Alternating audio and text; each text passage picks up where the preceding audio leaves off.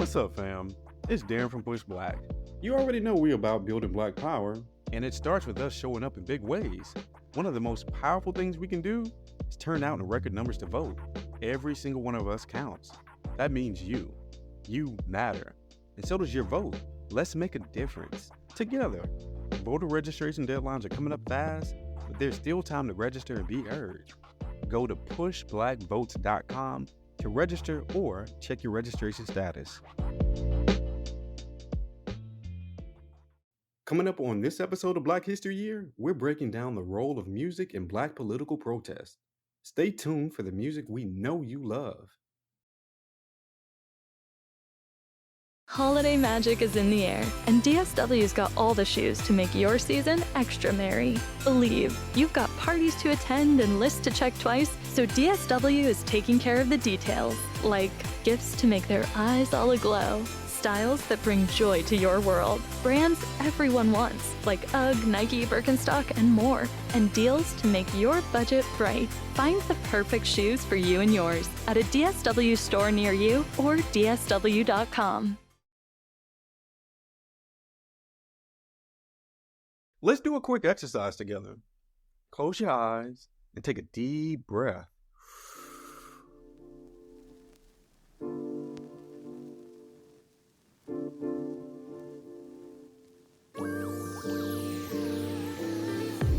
Now think about your favorite song and try to hear it in your mind.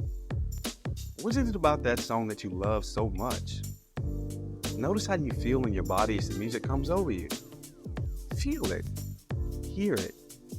All right, open your eyes. You felt it, didn't you? Yeah, that's the power of music, and there ain't no thing like Black music. I'm Darren from Push Black, and you're listening to Black History Year.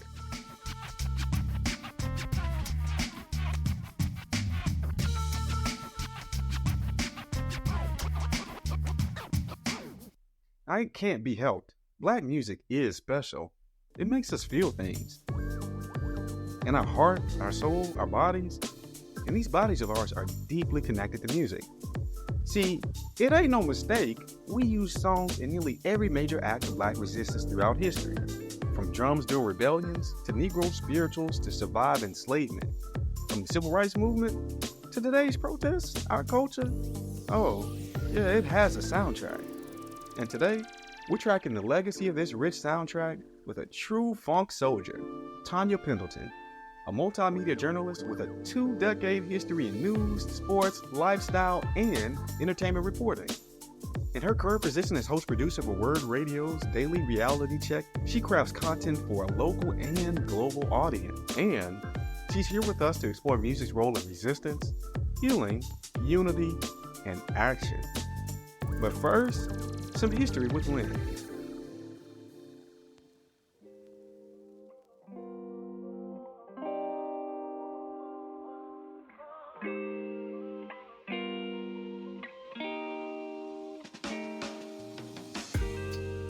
Who were the us that Michael Jackson was singing about? Not just Black people in America, but Black people all over the world, like Brazil, a country with a long and rich Black history.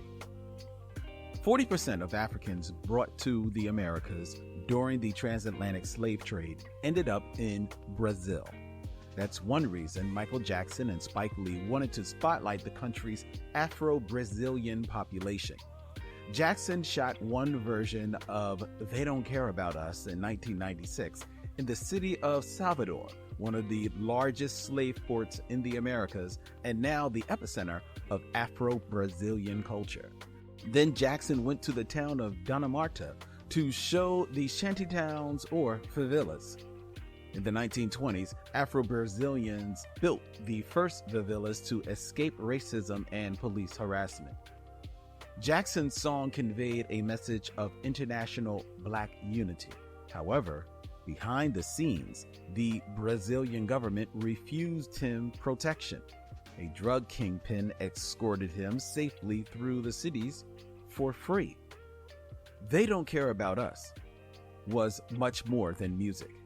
It was an example of Black unity that proves that the only ones who truly care about us must be us. We are responsible for each other. What's up, fam? Before we dive into the episode, I have one small favor to ask. Please spread the word about Black History Year on social media. Podcasting is competitive, y'all, and the best way to grow is through your promotion. You can shout out this episode or share one lesson from it you found super interesting. Just tag us at We Are Push Black on Instagram and TikTok so more folks can access the Black history they didn't teach us in school. Your support means the world to us, and your minute of effort makes our hours of work worth it. So thank you, fam. Now, let's get into the show.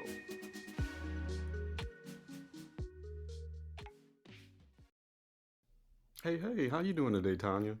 I am just great, and I hope you are doing well also. Yes, thank you so much. So today we're here to really think through the grooves of protest, Black protest music, tracing its roots from spirituals and blues to hip hop and contemporary protest anthems. However, before we dive into today's rich conversations, I got a bit of a game for you, if you'll indulge me, Tonya. It's a word association game. Essentially, I'm just going to rattle off some concepts related to Black music, some figures related to Black music, and you just let us know whatever words you associate with that concept come up. How does that sound? Will do. First up, soul. Feeling.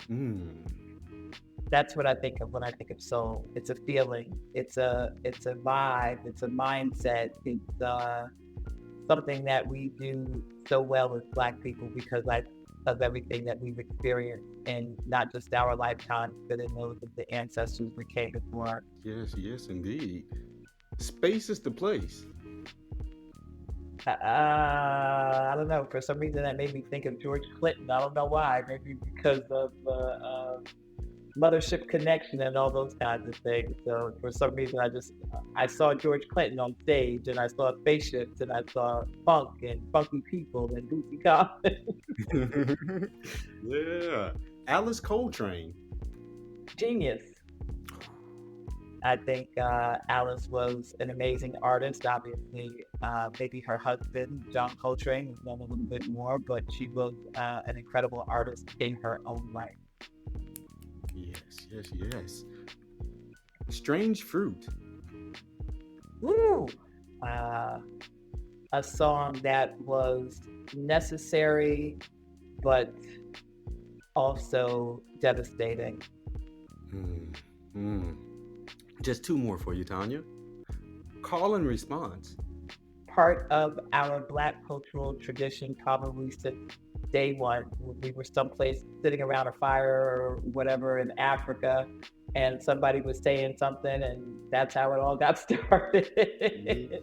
And obviously part for a lot of people of our experience in the Black church. Yes. Okay, last one. Black liberation. Something that it would be great if we could obtain in my lifetime, though I don't think that it will happen, but I think that we are figuring ways, despite the issues and the challenges that we face, to find it, even if it's for moments at a time. Yes, indeed. Thank you so much for participating, Tonya. You mentioned that you don't imagine that Black liberation can be cohered or achieved in your particular lifetime, but I'm just curious, at a very high level, Tonya, what does Black liberation mean for you? Well, you're not starting off with the easy questions, are you? You're not ramping up. You're starting right at the very beginning. Okay, well, I think it means the freedom to be completely and authentically yourself. And I think that based on our experience here in America, we don't always feel that we have the space to do that. And I think that means that we have to find it in spaces, if you will. And so we find that through art, and we find it through creativity, and we find it through fashion, and we find it through our movement, and we find it through our lifestyles, and we find it through our home decor. But to achieve complete Black liberation, I think would be amazing, because I think that would mean that we don't have to wake up every single day and wonder what it is that is going to be difficult or challenging or tiresome in some instances about being Black. We don't even have to wake up and think about being Black. That's a freedom that I wish that we did have as African Americans, just to be like everybody else, to wake up and say, hey, what am I going to do today? Or where am I going to go? Or what am I going to wear? And I don't feel like we always have that freedom. I think we wake up every day and we have to put on our armor and figure out what the world is going to throw at us because we are African Americans in a land that has not always been, well, a land that has never been opening and welcome for us. Absolutely. Absolutely. Thank you for setting the stage for us. Really appreciate you, Tonya. So we are going to be highlighting sometimes that Black music has been used to catalyze political action, social transformation. But again, just to kind of level set with us, very curious from your perspective, Tonya, what is protest music? How do you yourself identify what a protest song is? I would say that I think protest music is part of the fabric of our culture because really, ever since we got to these shores, we've been in some form of protest, right?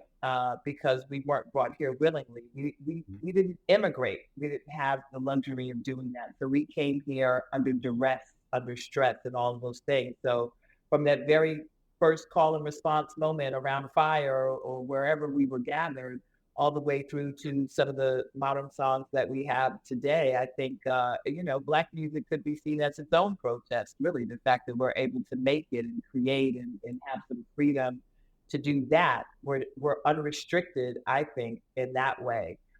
Even when we didn't have instruments, right? We were able to figure out how to make it work. That was the beginning of hip hop, being able to create without having to have a full band or anything like that. So I think when you look at protest music, you look at music that has a message. You look at music that has a call for action.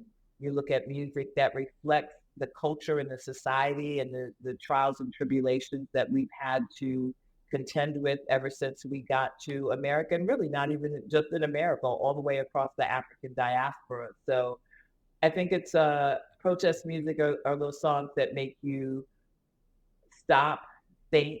They're anthems. They are part of civil rights protests, and yet they're also part of just you putting on a record, if you still play records, or putting on a song because you are feeling alienated in some way and you want to have that sense of being able to fight your way somehow through whatever pain or trauma or challenge that you're dealing with, and you need to be pumped up. I mean, DMX could be protest music if you think about it, right? Yeah, yes, indeed. Absolutely. Oh my gosh. Well, with that said, Tonya, I'm curious, how did Black music shape your own political consciousness, particularly in your youth? Were there any specific albums, songs, or moments you believe had a lasting impact on the way you understand social justice or politics? I guess everything kind of starts there, maybe with Marvin Gaye, because What's Going On, the ultimate protest album. And so when you hear that music and when you think of what he's saying and what he's expressing and what he is channeling in that song, it's all these various ills and how they play out in our experience of the world. I think that for me, as somebody, I grew up probably on the Jackson 5, and I would say that Marvin, coming out of the Motown era, coming out of someone who wanted to be a crooner like Frank Sinatra, for him to be able to put out an album like that when he did in the early 70s, when I was just coming to a sense of who I am, being a kid at that point in that era and being surrounded by all that amazing music. I think that obviously you probably develop some sense of um, connection to our universal struggle, if you will.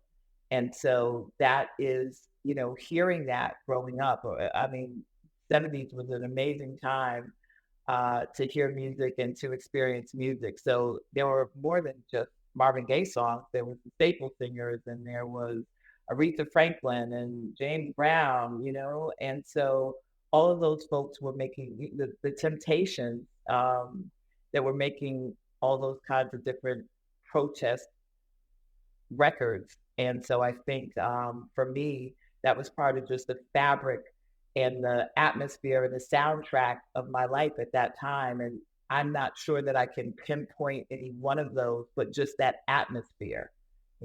I think that that probably had an impact on me in ways that I didn't even think of as I got older and recognized more context.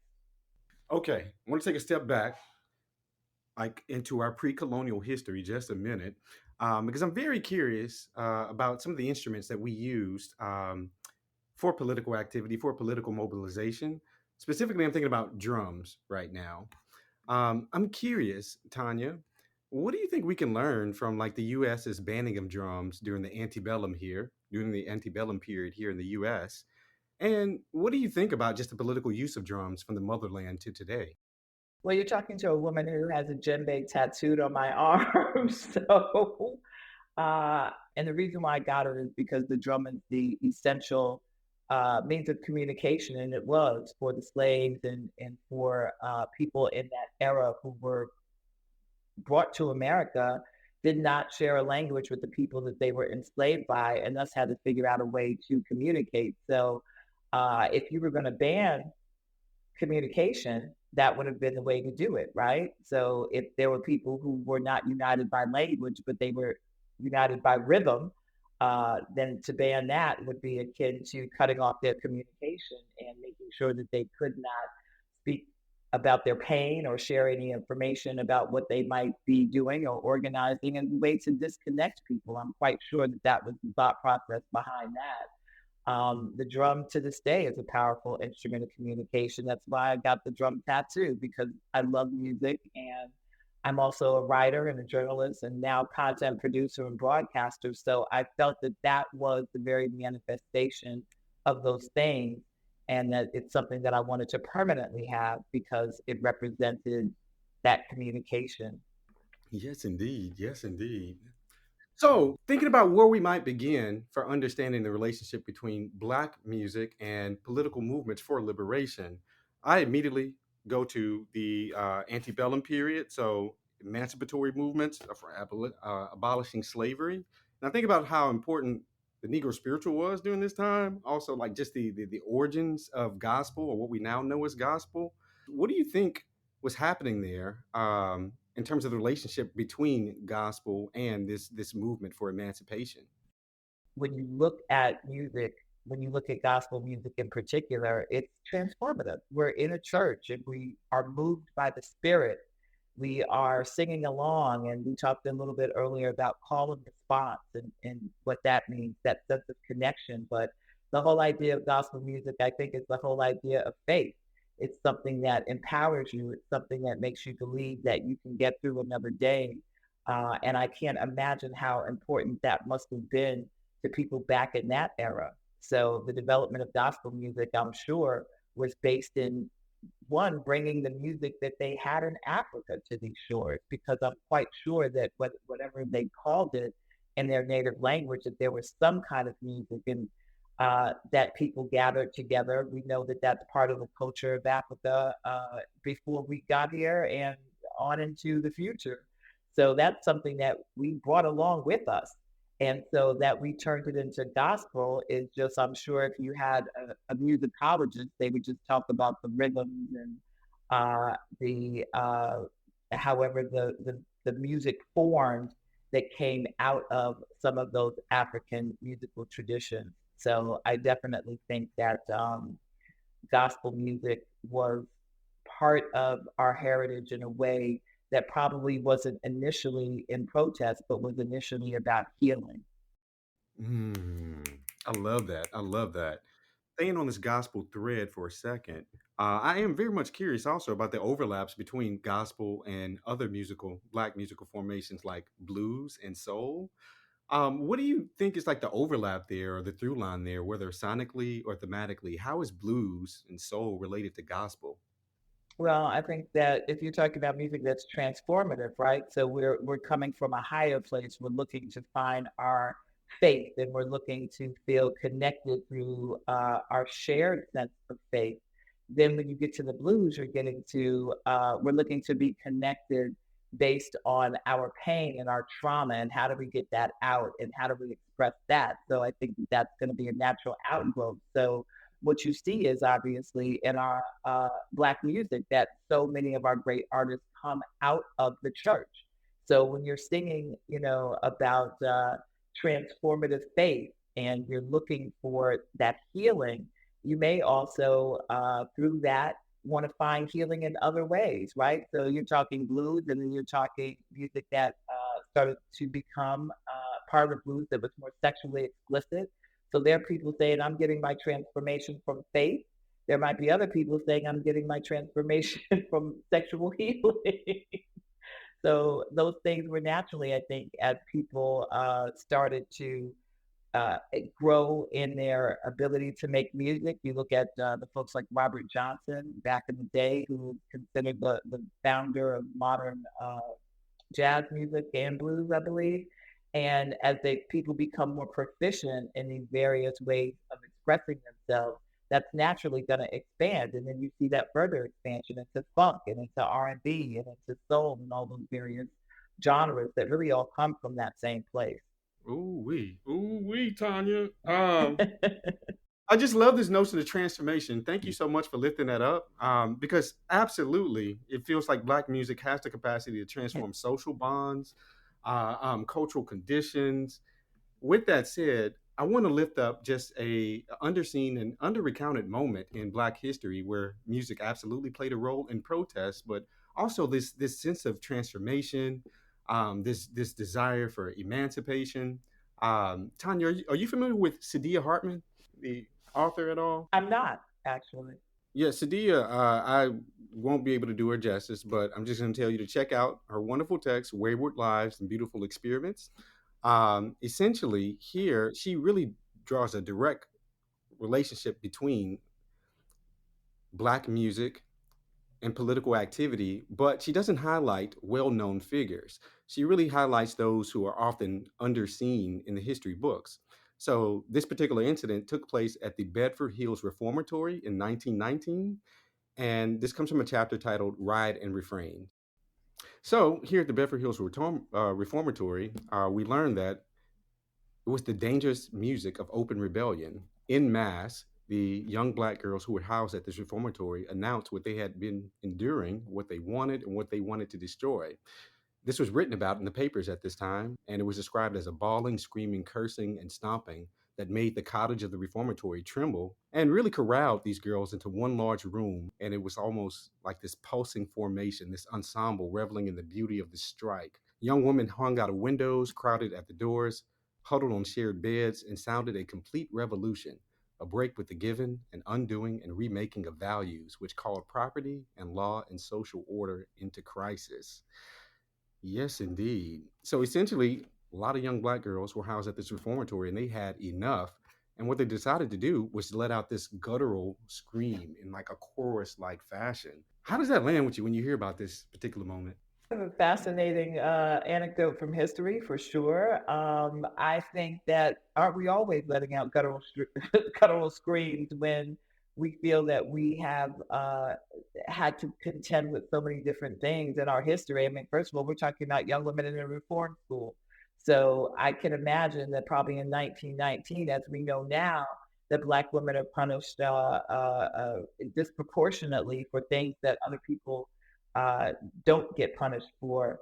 That in 1919, they probably were in there for any reason, maybe laughing too loudly or being policed for other things that were minor, and they ended up in a reform school. So can you imagine all those women together feeling like, what is our future going to be? To take it back to so early in that era, when, again, we didn't have the full rights of citizens, even something as late as 1919. We're talking about 1865, right? We're just officially coming out of slavery. So a reform school in 1919, why it seemed like that guttural scream would be happening every day. I wonder if they got together and did that daily. And I'm not trying to be funny, just how else do you get your pain out? That's how music, I think people that make music, they're especially connected to God, or however you believe. I just think they have a connection to the universe that is different. And so that guttural scream that goes into our music, that becomes our artists, that becomes our songs, that becomes our uh, ability to create, because isn't that where it draws from, from the universe? And then, people who are picking up music, right? They're like people who are picking up uh, signals from the universe, right? Because music's not an easy thing to make. When does it start? Maybe it starts from that feeling, that feeling of all those young women together who had no idea what the future would hold because they've been detained and they have been taken away from their communities, probably on some really minor charges, and figuring out that this is, what else can we do but make a cry out to the world that this is what we are experiencing and this is how we are suffering.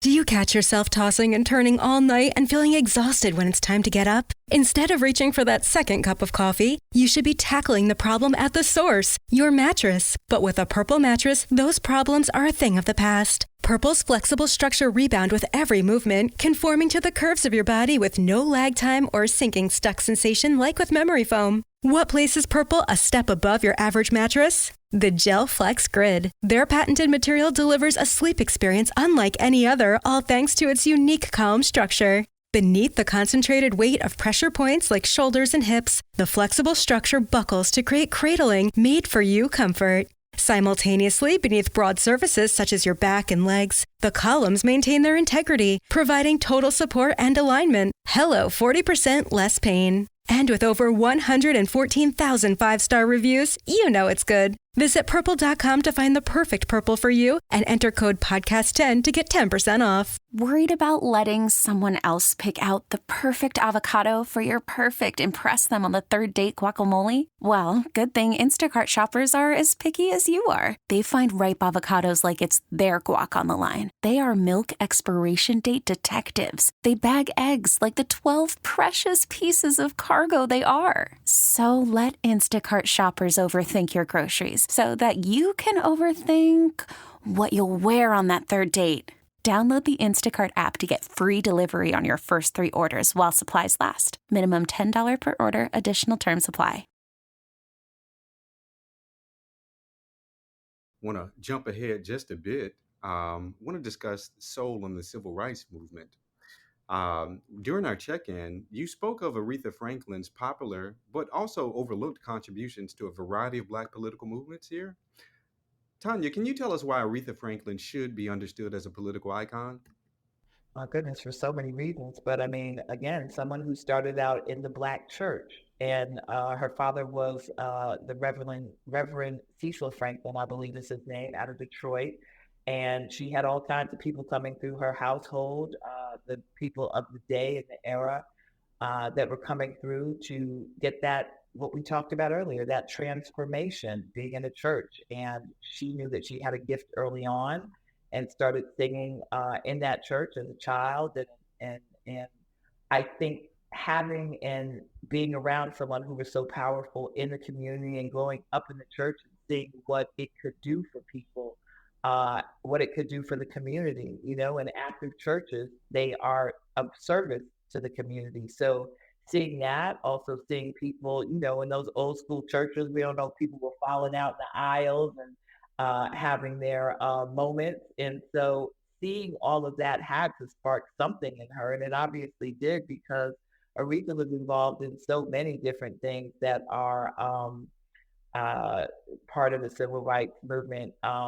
She was, I believe, sang at some of the funerals for Attica, the victims of Attica, the prison uprising that happened in the 70s. And, also Aretha was around for so many years. I mean, we're talking probably 6 decades at least of being a musician and being in the public eye. And so just by nature of that, in the times that she came up in the 60s and the 70s, there were activist times. And so she started out in the church making gospel music and then moved into secular music. And obviously, with a song like Respect that people took as part of an anthem for the civil rights movement, because although she was seeking personal respect, and it wasn't even her song, that was a song that was first done by Otis Redding, it became about us as a people getting respect. And she was viewed as someone who, through music, really provided that kind of support to people who were looking for respect. Weren't we always looking for respect ever since we got to America? And so that song exemplified that. But Aretha did a lot of things, and I wish I had them all handy. But I know that she was very instrumental and very supportive of the civil rights movement, of Reverend Dr. Martin Luther King Jr., in a way similar to what Stevie Wonder did in the various things that he has done throughout the course of his career to advance social justice and things. Stevie, I think, probably more love, right? Love leading the way in every situation and scenario. But Aretha, when you look at her funeral, her lengthy funeral over a couple of days, and you saw who was there, the Reverend Jesse Jackson, former President Bill Clinton, Louis Farrakhan. Those were just three of the icons that were there. And you think of the gamut of just those three people. And that is something that Aretha was able to cross those various lines and deal with those various people and the things that they contributed to our community, or in some case, maybe people feel took away from our community. So that's something that I think is one illustration of how important she was. And, again, a lot of what she did as an activist was not at the forefront of how people think of her, because she made absolutely amazing music. But she was someone who was very, very involved in the civil rights movement and in social justice movement throughout her life. Okay, got a bit of a different figure, just as towering, but curious how this person lands with you in this particular period. James Brown, what do you think about James Brown's contributions here when we think about the legacy of Black protest music, and also how he was involved in politics on various sides of the equation? Well, I love, there's a clip somewhere, I'm sure it's on YouTube, when you see James Brown standing in front of his plane and talking about Black power. And then maybe that got a little, that changed up a little bit as he got older. And I'm not exactly sure why, but he owned a radio station. He had his own plane. He was very much on top of his money and making sure that he got what he was supposed to get as an artist. So those are activist things right there. But I think James overall, from the freedom of expression, when you think of a James Brown song, do you think about the lyrics, or do you think about the entire presentation, or do you think about the music and the musicianship and how that lands with you? Because he was such an incredible artist, but he was also an incredible live artist. So once again, we're talking about transformation. During when Martin Luther King Jr. was assassinated, he did a show in Boston, I believe, and he came on the radio and kind of quelled some of the protests there, because people were legitimately angry, and you could understand why. But I think of James Brown and I think, say it loud, I'm Black and I'm proud. Like, what did that mean to people hearing that from someone who was doing songs that were about dance and about funk and, it's a man's world and all these other things that he did. But then came out with a song like Say It Loud, I'm Black and I'm proud. How did that land for people? Absolutely. And I feel like this moment functions as a great segue into our next era, even though these eras absolutely overlap. But right now I'm thinking about the Black Power movement, and very much curious to know, Tonya, what do you think are like the defining characteristics that separate the music of the Black Power movement, Black Power era, from that of the soul generation? I mean, soul, I think you had a lot of songs about love, right? So familial love, romantic love. When we think about or at least when I think about it, you think about, just some of those great, amazing love songs. But then when you think about the 70s, right? We were just talking about Aretha Franklin with Respect, James Brown, Say It Loud, I'm Black and I'm Proud, Marvin Gaye, What's Going On. You see that there was more of a sense, I think, particularly in the mid 60s going into the 70s, where people were thinking about the state of the world. And so much was going on, the Vietnam War and these assassinations, from Kennedy all the way through to Martin Luther King and Malcolm X. So how could you be an artist or someone who I said, people who are musicians, they're pulling energy, right, from the universe. And so with all of that going on around them, how could they not be impacted?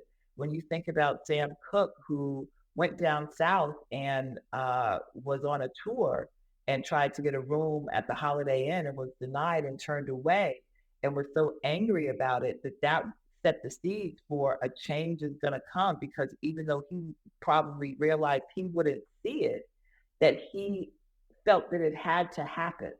So that was what inspired him to write that classic song that we still draw from today. So Marvin Gaye, when it comes to What's Going On, a song that Motown did not want him to make. Berry Gordy was like, Marvin was sort of the lover man, and he didn't want him to get into things that were socially conscious. But when his brother came back from the war, and with all the protests, and again, Vietnam being such a big part in a similar way that we're dealing with the conflict with Israel and Hamas right now, that this was a war that people felt that we were not justified in being involved in. And obviously collateral damage happened. We sent our sons over there, and a lot of them didn't come back, or they did come back and they were traumatized and couldn't get jobs and served their country, and then came back and dealt with the same racism that they were fighting to keep another country from having to deal with. So Marvin Gaye, writes the song, What's Going On, based on those experiences. And I just think that it would be impossible. Gil Scott-Heron, the revolution will not be televised, right? Because how do you ignore as a musician all these things that are going on around you? And we look at these times, we look at 2020, right, with George Floyd, and we think to ourselves, for us, that was probably absolutely similar to what people were thinking about in the 60s and 70s when they saw all these things happen. So it's almost this constant cycle of wake-up calls, right? So we're sailing along and we're thinking things are getting better, and we're thinking that, life is improving, or we're getting these incremental advantages or incremental achievements. Somebody gets a job, there's more Black quarterbacks or whatever it is. There's more, we have voting rights that we didn't have back in the day. And then it feels like as soon as we maybe start to feel relaxed, I don't think we ever feel relaxed, but maybe we start to feel like, okay, we've accomplished something here, then something like that happens to George Floyd, and it just all, you're reliving almost as though you're starting off from scratch. So those artists in the 60s and 70s that came out with those great songs and that great music, they were inspired by what they saw in front of them, in a similar way that our artists, some of them, are inspired by what they see in front of them. Although I do think it's a little bit different now. I think that unfortunately, in this current contemporary music world, because of a variety of different things, that maybe we don't have the same commitment to protest songs that they did back then, because there was just a different way that we approached making music. Yeah. Okay, I'm sorry, Tonya. Want to hold on to that thought, because we're about to move into the present day section. I hold lamentations as well. But before we think about just the contemporary issues around Black protest music and its capacity to shift things or transform things today, I want to lift up just one other figure. You pretty much named everybody I want to discuss in the Black Power era of Black protest music. Um, Jimi Hendrix, and particularly his rendition of the Star Spangled Banner. What can you tell us about that moment and how that seemed to kind of speak to the times of that era? So I feel like that was subversive.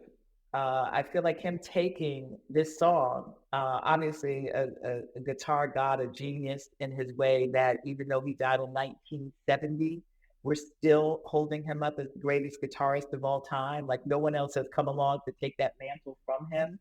So that should tell you how much of a genius he was. But him playing it at Woodstock and, really just churning out this version. So people came to Woodstock because they were young people, mostly white, to be honest, but coming and seeking some kind of, once again, healing, transformative experience to gather together and, go through the mud, literally, seeking some connection and seeking an alternative to kind of the establishment of the time that was supporting a war that these young people didn't want. Once again, the cycles just keep going, right? So Jimmy, this amazing musician, gets up there on that Woodstock stage and, obviously someone who already was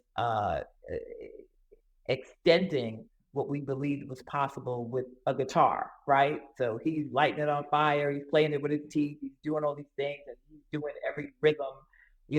Me not being an ethnomusicologist, I'm quite sure that there were polyrhythms and different things that he was doing and adding all these colors and changes and all that to the music. But then you think about the fact that he got on that stage in front of all these kids and all these people and just said, I'm going to take this song that everybody recognizes, right?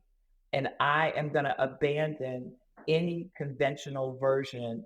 And I am just going to, by the sounds and the way that I play this song in a musical fashion, do a protest song of my own by taking this song that we all seem to feel as though this is this anthemic song we've accepted as this sort of U.S. anthem. I'm going to take it and turn it into something that feels urgent and feels painful and feels deliberate and feels subversive. And this is how I see America. This is how I see this song that we are accepting as this anthem for our country. And so I think you're absolutely right to exalt that performance and what he did with it and to consider that a protest song. And I think that when you hear it now and you hear how discordant it is in certain parts and how it just takes this melody and switches it all every which way, and you feel that it's expressing something well more than the song that we all hear at every sporting event or whatever. He just took it to a whole nother level, as he did with a lot of the music that he made. But I think that is one in particular that stands the test of time, even when you hear it now. What he did on that song is incredible. Yes, indeed. Yes, indeed. Okay, just one last figure from this era. It was actually kind of hard for me to kind of contextualize her, like either in the soul generation, Black Power, because I feel like she extends beyond all this. But I'm thinking about Nina Simone and particularly Mississippi Goddamn. I think when it comes to Nina Simone overall, she was somebody who, I hate I hate for musicians to be viewed as tragic figures, right? But I think we all know that there are musicians who we use for our healing, but who weren't always able to heal themselves. So when it relates to that particular song, I think once again, here's an artist who is known for the ways that she has expanded on her creativity and changed the way that we change the limitations that we may put on music or on genre or whatever. I mean, Nina Simone's music, it's hard to put into any specific genre category. Is it jazz? Is it soul? Is it blues? Is it all of the above? So when you take a song like that, is it protest or is it just an extension of the things that she was already singing about and the things that she was doing there? And I think once again, we talk about artists being people who can pull from the energy around them and have a special connection. They take in things that are hard and hurtful and disturbing, and they're able to translate them into music that people can seek shelter, or I guess figurative shelter from, or try to get healing from, or be transformed by. So it just goes to show you that when people can do that, they themselves can't always get that very healing that they give to others. So I guess maybe I think of it more personally when it comes to her and artists like her, as opposed to the song itself. But I mean, an incredible recording, and one, once again, that was inspired by the things that were happening all around. We could still say Mississippi goddamn right, because we got people down in Jackson that didn't have clean water. So, from lynching to environmental injustice to criminal justice or injustice, those are still all the things that we're contending with in those songs that people made in the midst of first really, I guess, publicly figuring out how we would respond, or figuring out how we were dealing with those issues. I think is just an amazing achievement of that time. Absolutely. Absolutely. Right now, I'm thinking about just the risk folks were at in creating this music in this particular moment. And also thinking about Nina specifically, thinking about some of her more kind of militant bona fides, how she really, really wanted to be involved, even beyond like the creation of music when it came to the liberation of Black people in America. With that said, I want to lift up a artist group or artist collective that some folks may not be aware of, the Medu Art Ensemble, MEDU Art Ensemble. They were a art collective out of South Africa, made up of South African folks during the apartheid movement, specifically between 1979 and 1985. They were exiled from South Africa, where they then took base in Botswana. The most notable member of the group was the trumpeter Hugh Masekela. So apparently, this collective of cultural activists, they were exiled after the Soweto uprising in 1976. And they work with artists back home and Botswana citizens, but specifically, they want to use their creative language, where there was visual arts, theater, music, to really give a voice to South Africa's liberation struggles. At some point, some of their members took a bit of a more militant turn. I'll just leave it at that for now. But their moniker was that culture is a weapon of struggle. I like that. Yeah, it's so rich and powerful, ain't it? But I'm curious though, do you think artists' involvement in political struggle should be limited to the creation of art, whether that's music or theater? Do you think there should be an associated risk with taking a stance?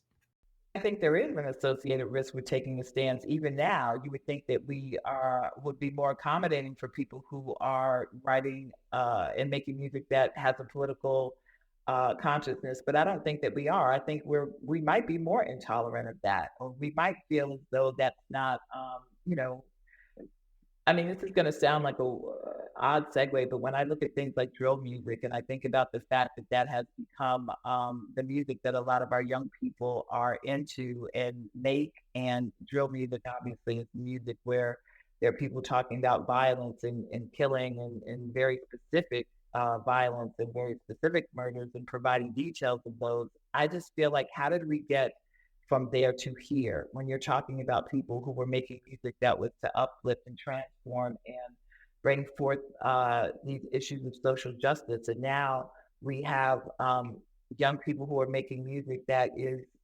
destructive to them as well as the community. And I feel like it's maybe because that music being made and people feeling that there was so much power in music, that these artists really had to deal with a backlash. You know, when you look at Billie Holiday with Strange Fruit, that was something that she recorded that ultimately led to a backlash that contributed to her losing her life. And so when you look at Fela Kuti and everything that he was doing, and people feeling like that was something that, you know, we can't let this spread. We can't let people be listening to this great music that is talking about social injustice and talking about rising up and you know, uniting and doing great things. I mean, music is such a powerful, energetic force that it appears to me that at every point in time when people felt that the music was providing people with too much positive energy, for lack of a better description, that it was always a backlash. There was always, you know, we look at music and we look at how we interact with it and how we live with it and how now it's literally in our ears, right? So, before you had to put some speakers up and all that type of stuff and have a big system. Now you literally have it playing in your ears, literally. So it's powerful and it's transformational. And I think it's interesting that people recognize that. But when a song inspires people to make change and a song becomes an anthem of that change, whether it's say it loud, I'm Black and I'm proud, or whether it's we gonna be all right, then I think people are afraid of that. Oh my gosh, I'm gonna have to bite my tongue. I want to just jump and talk about drill music. I got a lot of feelings there, but I'm gonna just table it for a second. I got one figure to uplift before we move into our present day section. Prince. I can always uplift Prince. We don't do it. We got to make space for Prince. So thinking about, like, from his adornment, his costuming, to the changing of his stage name, tell us, what do we need to know about Prince as the political icon? You need to know that, like the artists that we talked about, the Aretha Franklins, the Stevie Wonders, that he was an activist. I don't think that people know how much activism he was involved with, from working on projects with Muhammad Ali to supporting Black Lives Matter financially, to going to Baltimore in the wake of the Freddie Gray situation and doing a concert there that he charged people a minimal amount to attend, and made a song about it called Baltimore. And when he went to do that show, he said, I want to come back here and I want to see you owning some of these hotels. I want to see Black-owned businesses thrive in the city, because he understood that economic empowerment can help people out of challenging situations. And also, the more economic empowerment that you have, you can also potentially prevent some of those kinds of situations like a Freddie Gray was in, because we all know that Freddie Gray had been more economically empowered, or his community more economically empowered. Not only would that probably not have happened to him, but the police officers who caused his death would have been punished. So I think Prince was somebody who was always thinking of how to be progressive in various ways, from encouraging female artists in the way that he did, and just someone who also was so dedicated to his craft and his music. By setting that example, he was also someone who really contributed, I think, greatly to the community, but also in his music. And some of the music that is not as well known was music that was very socially conscious, and definitely had it's funny because there are a lot of people who think that Prince wasn't into politics because he was a Jehovah's Witness, and they're not into voting. That's not part of their faith. Getting involved in political elections and things like that. But he did come and do a private concert for Barack Obama, and in the East Room of the White House. There's no footage. It's kind of been a secretive show to a certain degree. And there's one photo, though, that surfaced of him performing. And so I think even though he may not have wanted to say he was quote unquote political, he wanted to show his support in the best way that he could, which is, hey, I'll come and do this concert. And I believe they were approached by him. He said he would come and do it, not them. They didn't approach him, he approached them. So I think he just wanted to be in support.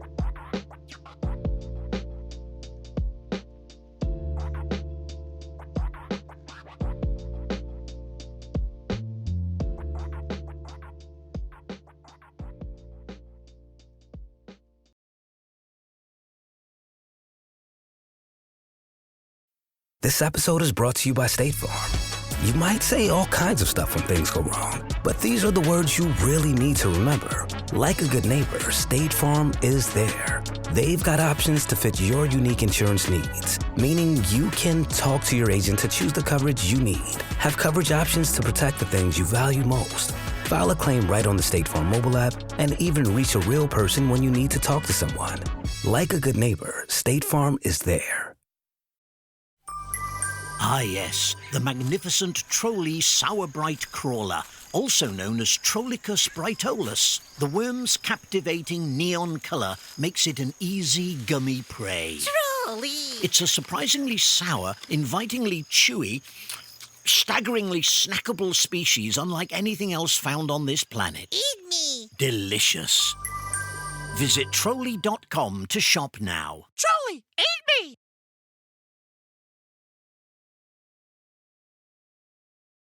All right, before we move into our last section, present day section, got another game for you, if you'll indulge us. So I'm going to read off some statements related to Black music, Black protest music. Some are going to be fun, some are going to be grounded in history, some are just going to be blatantly incendiary. And you just let us know true or false from your perspective. How does that sound?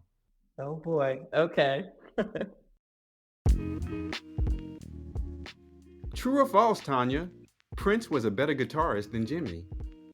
I could never, ever, ever make that comparison because there's no way it could ever be fair. I think it's fair to say they were both amazing guitarists. They both had their own styles, and they both are people that we will always remember for their commitment to craft and for how they changed the game in terms of that instrument.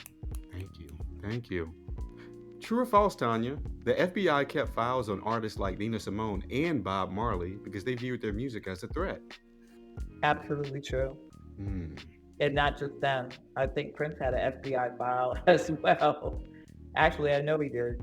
So they kept tabs on, I'm sure, more than just those two musicians, but several musicians. We're still trying to figure out whatever happened with Tupac and Biggie, but I believe they had FBI files on them as well. Yes, indeed. That just clues us in on the power of Black music. Thank you for that. All right. True or false, Tonya? Hip hop in the 1980s had no political messages until Public Enemy emerged. That's not true because the message came out before Fight the Power, I believe. So Grandmaster Flash and the Furious Five put out the message earlier than that. So no, that's not true. True or false, Tonya? The song WAP by Megan Thee Stallion and Cardi B is a protest anthem.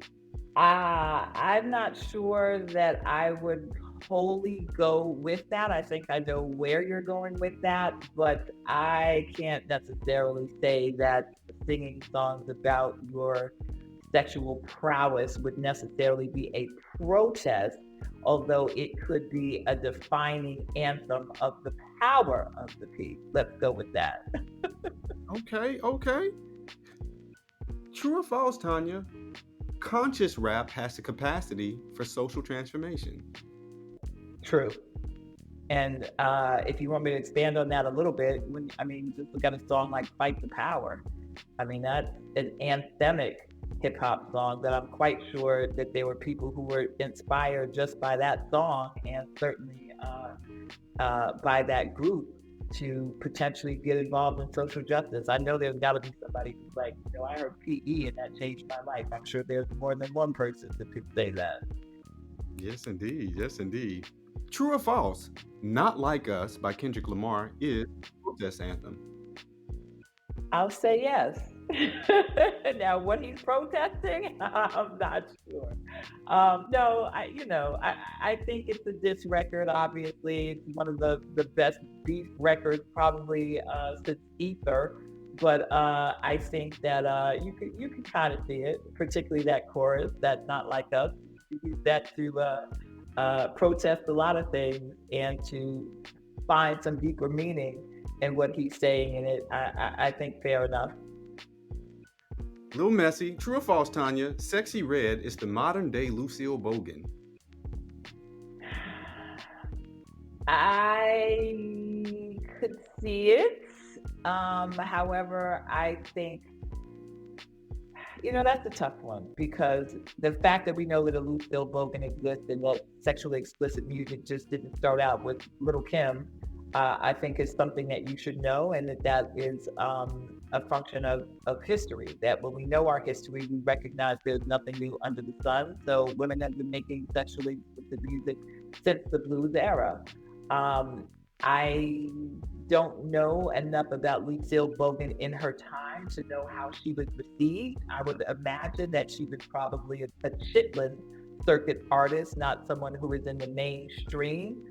I just wish that in contemporary hip hop, since we have all these great female artists, that their music was a little bit more balanced. I feel like when Lauryn Hill and Rod Digger and Moni Love and Queen Latifah and all these various female artists were out, there was a lot of balance because you had all of those women, Salt and Pepper, and then you had MC Lyte, and then you had Little Kim, and you had Foxy Brown. And I feel like in today's era, we don't have as much of a balance.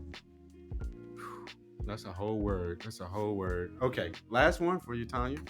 True or false? Hip hop will never survive the Jiggy era. Hip hop will survive, period. I don't think that there was anything wrong with the Jiggy era. I think that any genre of music often splits off into different genres and different, it expands.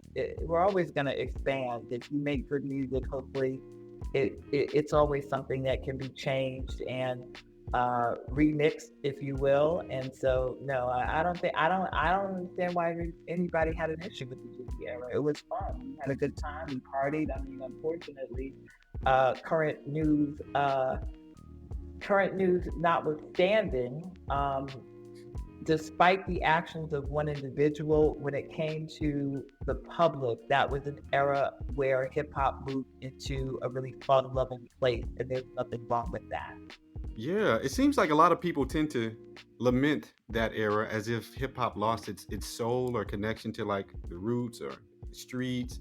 But also this was coming off the back of the murder of two like most popular hip hop artists at that time. So it felt like it was like getting back to the fun in some ways. Would you say? I think you have a point there. I think it's very possible. I mean, those things are kind of intertwined because of the artists that we're talking about, the music that we're talking about with the labels. But I do think that, we can't always be angry. We can't always be upset. We can't always be sad. So that was a part of it. And why do we hold hip hop to a standard that we don't hold anything else to? We don't say that, alternative rock can't have a dance period or have some songs that are about joy and pleasure and fun. So I think it's okay. Yes, indeed. Okay, that takes us right into our present day section. Tonya, do you feel like the current generation of Black artists, particularly within hip hop, do you feel like they're honoring our tradition of Black protest music? And why or why not do you think that is? I'm sure, because I'm not following music as closely as I used to because we all follow it differently, right? There was a time when we all used to listen to the same music and the same songs and the same people through the power of radio. Now, the audience is much more splintered because we have streaming, because we are in our algorithm, so we may not all be listening to the same thing. So I'm sure that there are some artists that are upholding that tradition and making music that is conscious and amazing. It's just not as mainstream. So when Fight for Power came out, everybody knows that song of that era. If you came up in that era, you know that song. It was part of the film. It was a video that was played on a network that we all watched, or networks that we all watched, BET, MTV. And so it was more of a universal experience. Now, there might be someone underground or someone who's not mainstream or someone who we don't know who's making that kind of music, but it's not as accessible to the masses as it used to be. And I think that that's kind of a shame. And I do think that, unfortunately, yes, we've got Kendrick Lamar with All Right, which is, I think, one of the greatest protest anthems of the last decade in hip hop. And people do know that song just like they know Not Like Us. But what other song can you name that has a similar feeling that everybody knows and that is mainstream in the same kind of way? One of my producers is gonna kill me if I mention this name. Maybe a Beyonce, Freedom. More in the mainstream now that we have our vice president who is using it as their campaign song to be president. So yes, more people know it. I wouldn't say that outside of Beyonce's usual audience and Kendrick's usual audience that anybody knew that song that well beforehand. So certainly a song that is one of the ones that is more mainstream, but I'm sure that there are people on the underground that are making great music, and maybe someone that I'm not thinking of right off the top of my head. But in terms of mainstream hit music right now, I think that's one of the reasons why older people feel like it's so.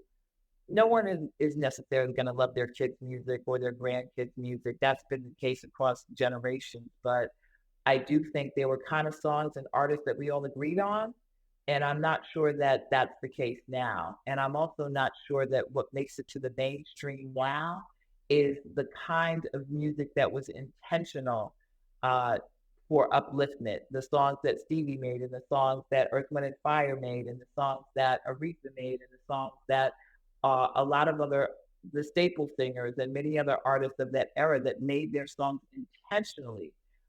Maurice White from Earth, Wind, and Fire was like, I wanted to make music that uplifted people. You know, Stevie Wonder is going to make music that uplifted people. I just saw this morning someone on Instagram interviewing him about the song As, which is, of course, from Songs in the Key of Life. I mean, where's the modern day songs in the key of life? Where's the hip hop songs in the key of life? So I would say some people probably look at that and say maybe Kendrick's The Pimp a Butterfly. But in terms of the mainstream, I think that the music has become very cookie cutter, very, it's got to feed the algorithm, right? So you don't have to make a difficult song. You just have to make a catchy chorus, and you can feed the algorithm. I read a story that songwriting is not as lucrative as it used to be. So you have to very much so focus on making the song a hit. And so you have to use that formula that you know will make the song a hit, as opposed to maybe being more, intentional in the kind of songwriting that you make or the music that you make. And I also think that it's just technology that made it easier to make music. That was great in the one hand for hip hop, but on the other hand, it made the barriers to entry in music a lot easier. So if you had a beat machine or whatever, you could just get in there and rap, or go on YouTube and rap. And if you get enough of a following or enough people are clicking on it, then you have a hit, and it happens organically, and that's great. But maybe not with the same intentionality that people have had in the past. And I also think that there are just maybe elements in our society, because of social media, because of media, because of a lot of trauma and a lot of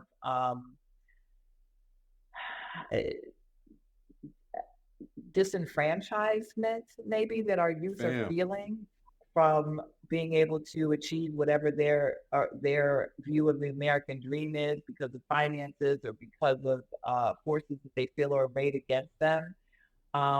You just maybe don't have that same approach to music that artists had in the past. Like, when I say that people were intentional in making music to uplift people, I wonder if there are still people that are operating with that same approach. And I think there are. We also tend to look at music in terms of just one genre, right? So there's jazz music that's like that. I just was listening to Samira Joy, the jazz artist, this morning, who makes absolutely beautiful music. She's amazing. Robert Glasper, I would say, makes music that is very much so in a jazz R&B vein, but he intentionally, his albums, Black Radio 1, 2, and 3. There are a lot of independent Black musicians now, from Eric Roberson to others, that are on the quote-unquote Chitlin circuit, playing for mostly Black audiences. Stokely, another one, Stokely Williams, now solo artist for Mint Condition. So you're still getting that mainstream R&B, and you're still getting those artists that care about making music that is soulful and touches people. But I think in hip hop, maybe we have turned a corner that's become a little darker and a little less soulful and a little bit more disaffected and nihilistic in a lot of cases, from the drill coming out of the big cities like Chicago and Philly, and how that's impacting people. Is it the music that's impacting young people, or is it the young people who are impacting the music because they're growing up in violent communities? It's really hard to figure sometimes, but I think that that intentionality, we're lacking that.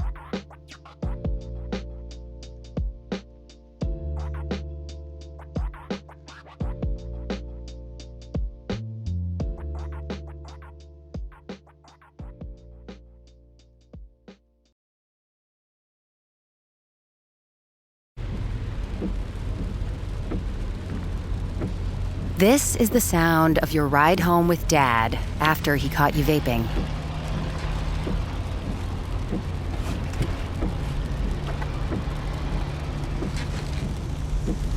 Awkward, isn't it? Most vapes contain seriously addictive levels of nicotine and disappointment. Know the real cost of vapes. Brought to you by the FDA. Subtle results, still you, but with fewer lines. Botox Cosmetic, botulinum toxin A, is a prescription medicine used to temporarily make moderate to severe frown lines, crow's feet, and forehead lines look better in adults. Effects of Botox Cosmetic may spread hours to weeks after injection, causing serious symptoms. Alert your doctor right away as difficulty swallowing, speaking, breathing, eye problems, or muscle weakness may be a sign of a life-threatening condition. Patients with these conditions before injection are at highest risk. Don't receive Botox Cosmetic if you have a skin infection. Side effects may include allergic reactions, injection site pain, headache, eyebrow and eyelid drooping, and eyelid swelling. Allergic reactions can include rash, welts, asthma symptoms, and dizziness. Tell your doctor about medical history, muscle or nerve conditions including ALS or Lou Gehrig's disease, myasthenia gravis, or Lambert-Eaton syndrome, and medications, including botulinum toxins, as these may increase the risk of serious side effects. For full safety information, visit BotoxCosmetic.com or call 877-351-0300. See for yourself at BotoxCosmetic.com.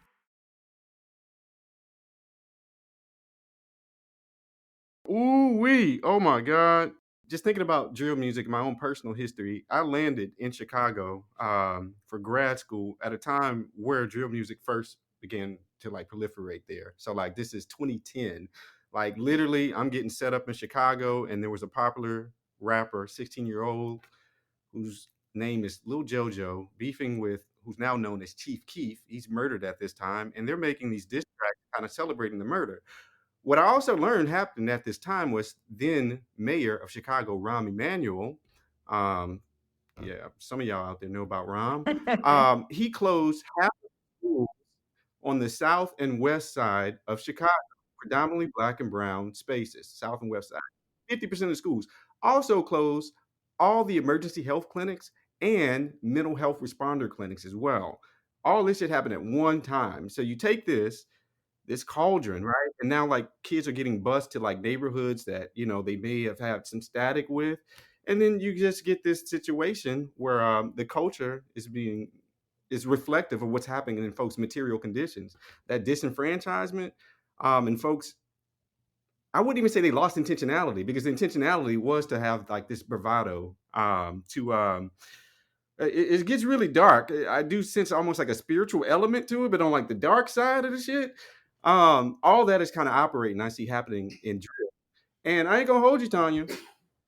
I do low-key feel it's somehow connected to the Jiggy era. Only because when I think about the Jiggy era, it's not just that, yes, absolutely, it was fun, shiny suits, all this stuff. And I wonder what happens when hip hop loses its kind of countercultural posture, when it starts to kind of embrace a dominant mainstream culture, specifically hyper wealth accumulation, which, existed in certain strands prior to that era.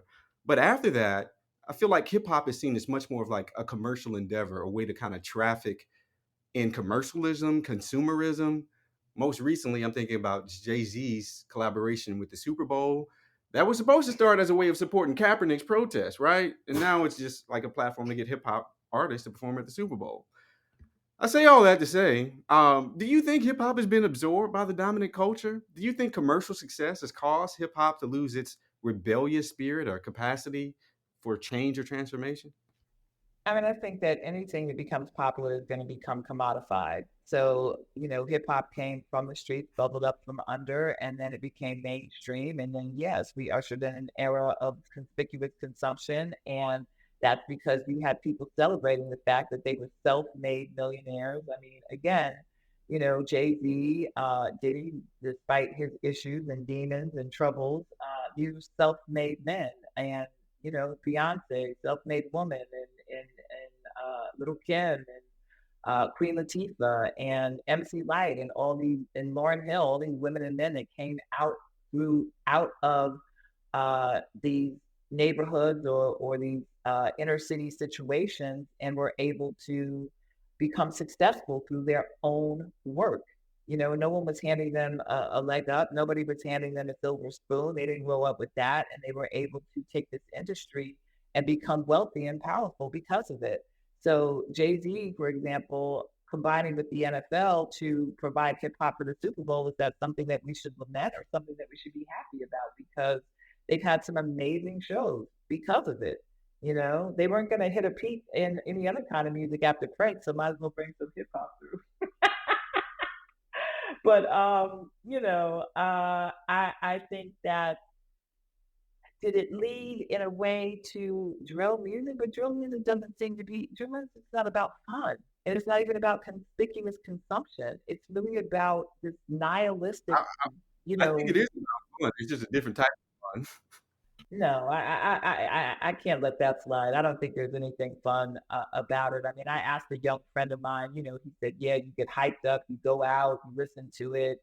And so they're experiencing that in that way. And I can't negate the experience of somebody who's in their 20s and how they're interacting with it. But when you think about the level of destruction that it's causing, and I don't mean that, people thought when hip hop came out that it was going to cause a level of destruction. And, I think, fair point. I think there's hip hop that has been absolutely amazing and life changing and wonderful. And again, the entrepreneurs that it created, and the businesses, and the respect for Black creativity and fashion on a global scale, and every other thing that came out of people in the hood saying, we deserve to be a part of this process too. We didn't have a big band. We weren't wearing a fancy suit. We weren't, necessarily trained in music schools, but we took the technology as it was available to us and we created something, as we always do, right?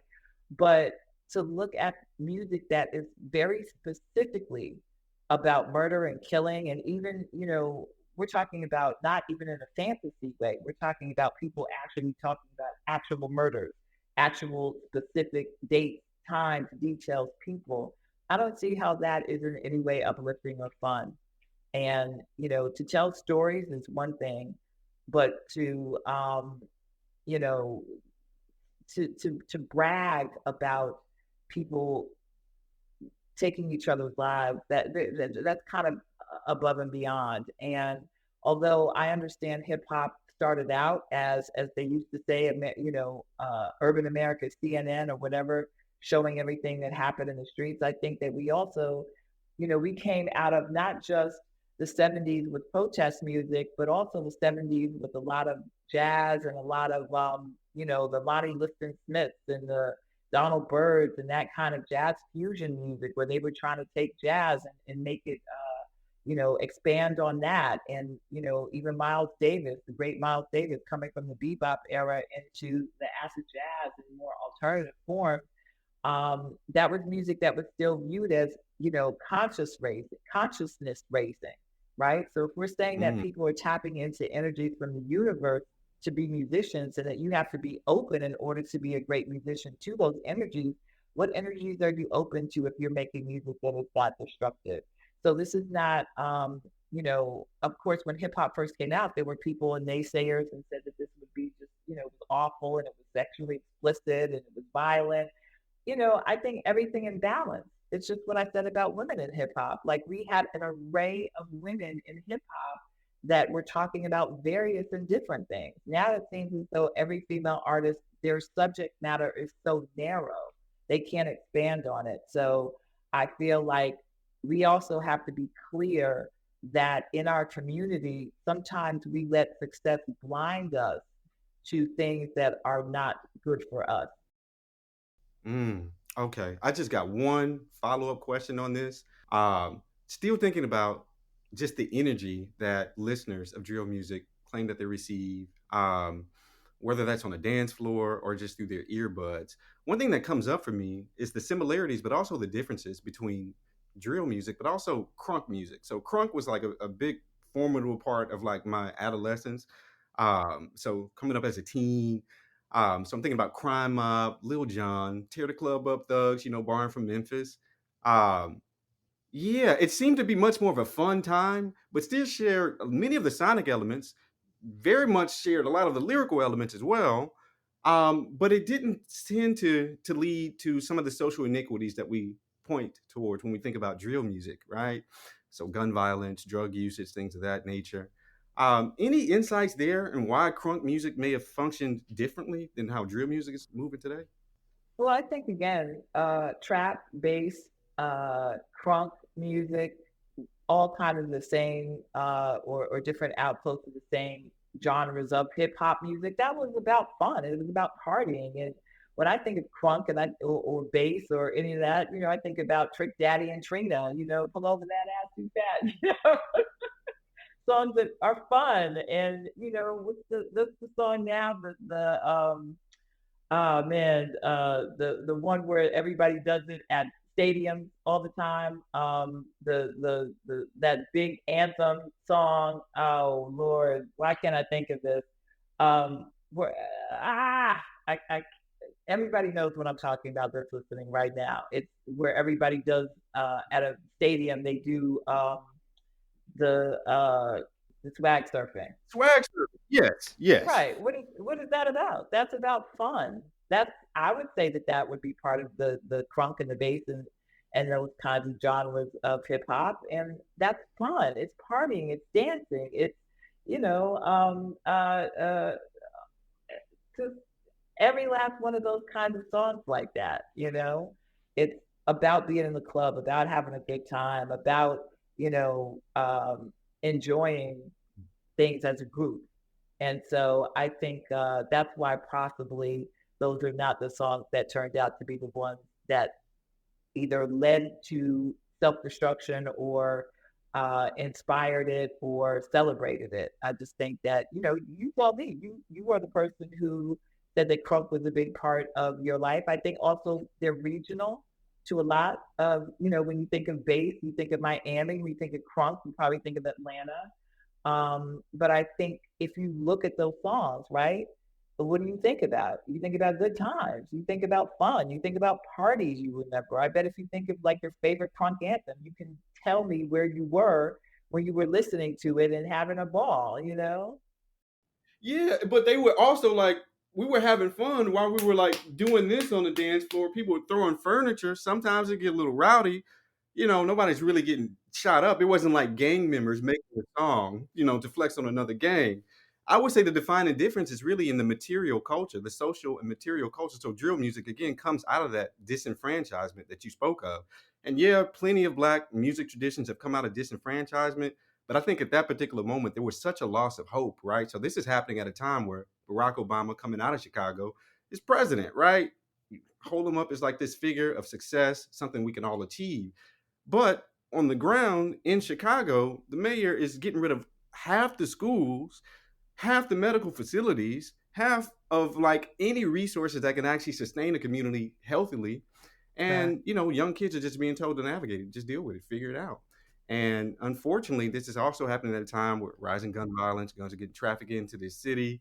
It formed like a powder keg almost. So yeah, I really look at how the music reflects the conditions, right? I try to draw a line between like how much music actually does transform how people kind of behave with one another. As for reasons as you mentioned, when hip hop first came out, a lot of people felt like, yo, this is gonna be destructive. This is like downfall of Western civilization. It's actually no. People are like refracting their lived experience through this. That's what I saw happening with drill. Why didn't it happen with crunk? I don't know. Maybe it just was more fun. Maybe it was the music. I don't know. With that said, I want to transition into our rapid fire segment question before we get on up out of here. Oh boy. Throw off some questions, some are not going to be as charged as some of the previous segments. And you just let us know what comes to mind. Tonya, which era had the most powerful protest music? 70s. One song that defined the Black Power movement. A song that defined the Black Power movement. The revolution will not be televised. One genre you think doesn't get enough credit for its role in Black political protests. R&B. Ooh. Because I think to love is a protest of its own. Black love is its own protest. Oh. If you could collaborate with any artist, past or present, to create a protest anthem, who would it be? I would have to go to Peyton Park and do it with First, absolutely. If you could go to any concert from history, which artist are you going to see? If I could go to any artist concert from history, I would love to go see Jimi Hendrix when he did Band of Gypsies, his blacker version of his of the music that he made in his career. That's the music that apparently he wanted to continue to make, but he didn't live long enough to do. Name an artist whose music you think everyone should listen to if they're looking to be revolutionized or politicized. I mean, that's so many artists. It's hard to narrow that down to one because there are several artists who have made music that I think would inspire you in those kinds of ways. I guess if there's a modern version, I would have to say Kendrick, just because he makes music that, even though it's not all protest music, he's just a sharp, smart writer. And so I think you're always going to get something from him. You could say Bob Marley, you could say Stevie Wonder, you could say Prince. I mean, you could say Public Enemy. So I don't think you can narrow that down to one artist. I couldn't. Yes, indeed. Yes, indeed. All right. Last question for you, Tonya. This season, we're asking each guest to contribute one song to our joint playlist for Black liberation. What's one song that has to be on your soundtrack for the revolution? It was tough, but I have to say A Change Is Gonna Come. I just think that's the quintessential classic. And it's also hopeful. It's one of the ones that you feel like it makes you think that there is a future for us and a better future for us. Absolutely. Absolutely. Thank you for that word, Tonya. Thank you so much for taking out time to meet with us and think through the long lineage of Black protest music. We appreciate you. We'd love to have you back. Thank you.